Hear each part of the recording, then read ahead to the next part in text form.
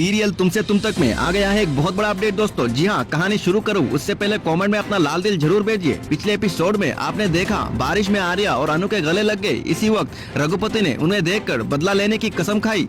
बारिश में आर्या का अफसोस, सड़क के बीच तेज बारिश हो रही है। आर्या भीगते हुए अन्नू के पीछे दौड़ता है और बोलता है, अन्नू रुको, मैं तुमसे बात करना चाहता हूँ, प्लीज मुझे एक चांस दो। अन्नू रुक जाती है। उसके चेहरे पर बारिश के कतरे आंसुओं के साथ मिल जाते हैं। उसके दिल जोर जोर से धड़क रहा होता है। वो सोचती है शायद आर्या सर मुझे प्रपोज करने वाले हैं। ये वही पल है जिसके मन में इंतजार कर रही थी। आर्या गहरी सांस लेकर कहता है, अन्नू मुझे तुमसे माफी मांगनी थी। उस दिन लंच पे नहीं आया और तुमसे बुरा बर्ताव किया, मुझे अफसोस है।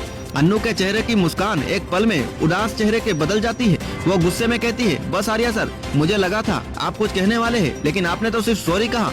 आर्या कंफ्यूज हो जाता है। दोनों के बीच एक छोटी सी बहस शुरू हो जाती है। बहस करते करते दोनों चोल के एक चाट की दुकान तक पहुंच जाते हैं। अन्नू गुस्से में छोले भटूरे ऑर्डर करती है। आर्या काउंटर में जाकर कहता है, भैया मेरे लिए मिर्च वाले छोले भटूरे लाइए, सबसे तेज मिर्ची वाले। अन्नू हैरान होकर कहती है, आपको मिर्ची बिल्कुल पसंद नहीं है, ये क्या जिद है आर्या सर। आर्या हंसती हुई पर थोड़ी दर्द भरी आवाज में कहता है, जब तक तुम मुझे दिल से माफ नहीं करती तब तक मैं ये मिर्ची वाले छोले भटूरे खाता रहूंगा, चाहे मेरा मुंह ही क्यों ना जल जाए। दोस्ताना और मजनू स्टाइल में आर्या खाना शुरू कर देता है। उसके चेहरे पर जलन और दर्द साफ दिख रहा होता है। आंखों से पानी आ जाते हैं। अन्नू घबरा जाती है और कहती है, आर्या सर बस कीजिए, इतना मिर्ची आप बर्दाश्त नहीं कर पाएंगे। वो आर्या के पास जाकर उसके हाथ पकड़ लेती है, रोकती है। लेकिन दोस्तों इसी वक्त रास्ते पे पुष्पा और गोपाल वहाँ से गुजर रहे होते हैं। दोनों अपनी आंखों से आर्या और अनु को इतने करीब देख लेते हैं।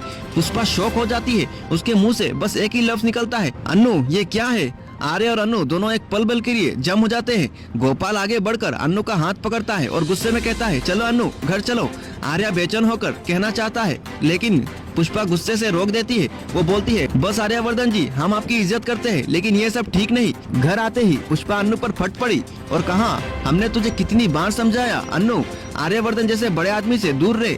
लोग बातें करते हैं, तेरी बदनामी होती है, हमें बदनाम करते हैं और तू खुद अपनी इज्जत मिट्टी में मिला रही है।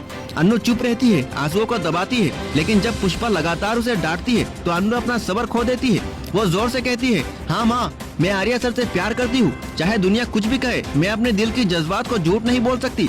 आर्या सर मेरी जिंदगी है। ये सुनकर पुष्पा और गोपाल दोनों स्टंट रह जाते हैं। गोपाल कहता है, अन्नू तू समझती भी है तू क्या कह रही है? आर्यवर्धन जैसे बड़े आदमी को जिंदगी में तुम्हारी कोई जगह नहीं। अन्नू आंसू भरी आवाज में इतनी कहती है, जब प्यार होता है तो जगह खुद बन जाती है। सीन अन्नू के आंसुओं पर पुष्पा के गोपाल चेहरे पर फ्रीज हो जाता है। तो दोस्तों क्या पुष्पा और गोपाल कभी अन्नू और आर्या के प्यार को समझेंगे? क्या आर्या अन्नू के दिल में अपनी जज्बात खुद के सामने रख सब पाएगी? क्या आर्या अन्नू के लिए अपने दिल की बात खुद सबके सामने रखेगा, या रघुपति इस राज का बड़ा फायदा उठाकर आर्या और अन्नू की जिंदगी बर्बाद करेगा? जानने के लिए दोस्तों जुड़े रहिए हमसे, क्योंकि सीरियल तुमसे तुम तक के हर एक अपडेट सबसे पहले आपको हमारे पास ही मिलेंगे। नमस्कार।